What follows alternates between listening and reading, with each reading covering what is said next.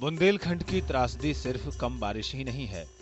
इस इलाके में बारिश का बदलता मिजाज समस्या को ज्यादा गहरा कर रहा है।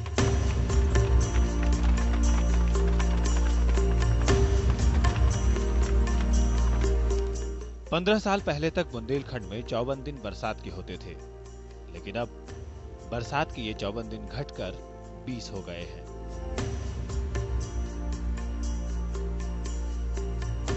साल 2002 से ही सूखे की स्थिति से निपटने के लिए उत्तर प्रदेश सरकार ने सूखा राहत अभियान चलाया और किसानों को इसके लिए मुआवजा भी दिया। लेकिन 10 बीघे के काश्तकार के लिए सूखा राहत की रकम अगर 12 रुपए हो तो आपको ये एक मजाक लग सकता है। थोड़ा कड़वा सही, लेकिन सच यही है कि सूखा राहत के नाम पर किसानों को 12, 15, 27, 30 और 39 रुपए के चेक राज्य सरकार ने दिए हैं। इन चेकों को भुनाने के लिए खुलने वाले बैंक खाते का खर्च 500 रुपए आता है। ये हमको सूखा राहत में चेक मिले और इसमें सरकार ने हमको 30-30 रुपए के चेक दिए सूखा राहत में, जिसमें हमारे 2 भाई हैं, ओम बाबू और प्रेम बाबू, इनको भी 30-30 रुपए का चेक मिला। अब इसके भुनाने के लिए हम जो है चक्कर काटते रहे। तहसील आए, तहसील में संपर्क किया लेखपाल से, कानून गो से तहसील, उन्होंने कहा आप तिंदवारी जाइए।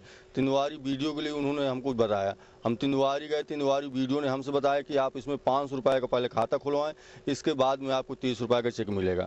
अभी 30 रुपए आपको नगद मिलेंगे। तो सरकार हम लोग किसानों के साथ में मजाक कर रही है 30-30 रुपए का चेक दे करके सूखा राहत में, इसलिए जो यहाँ का किसान आत्महत्या के लिए मजबूर हो रहा है और यहाँ के किसानों के साथ सरकार ऐसी मजाक कर रही है।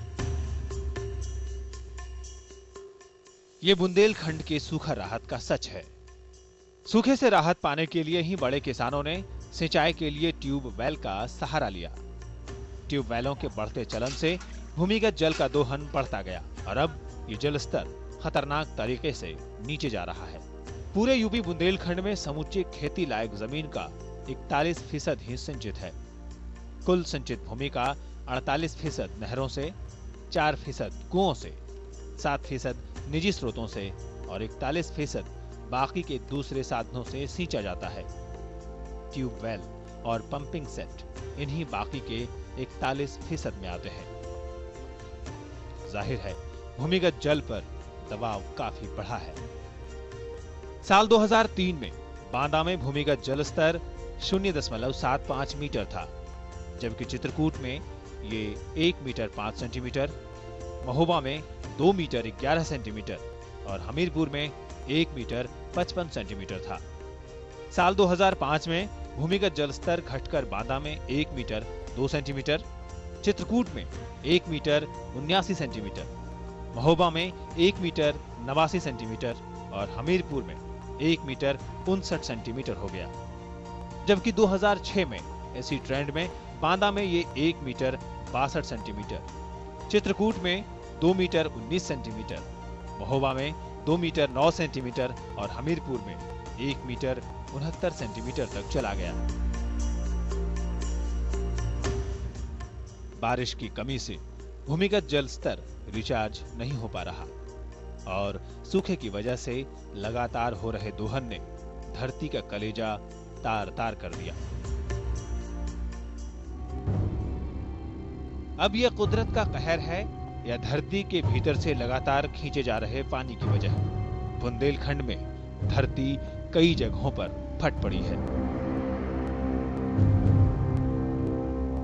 सूखे के बाद कुदरत का ये एक और कहर बुंदेलखंड के लोगों को डरा रहा है।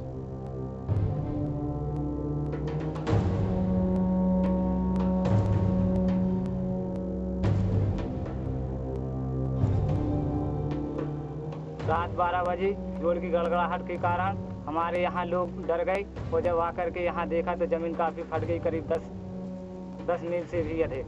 और इसमें लोग आसानी से उतर सकते हैं। जो देखते हैं उसमें देखने में बहुत अधिक डर लगता है और ऐसे लगता है कि जैसे यहाँ जमीन अपनी तरफ की ओर खींच रही हो। धरती का फटना बहुत अशुभ माना जाता है, लेकिन नदी किनारे तक काफ़ी ज़मीन फट चुकी है, जिससे हम लोगों को काफ़ी भयभीत है पूरे गांव की जनता।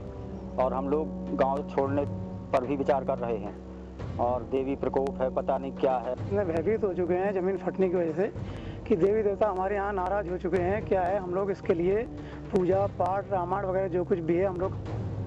क्या बुंदेलखंड को सूखे से बचाने का एकमात्र जरिया बारिश ही है? क्या कोई और उपाय नहीं? उपाय है और था।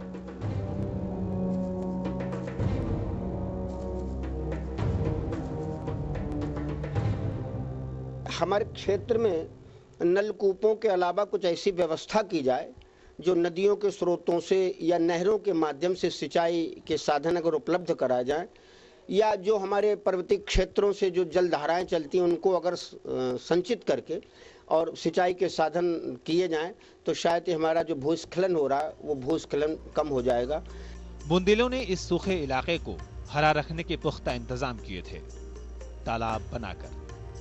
लेकिन बदलते राज और समाज ने तालाबों को बिसरा दिया।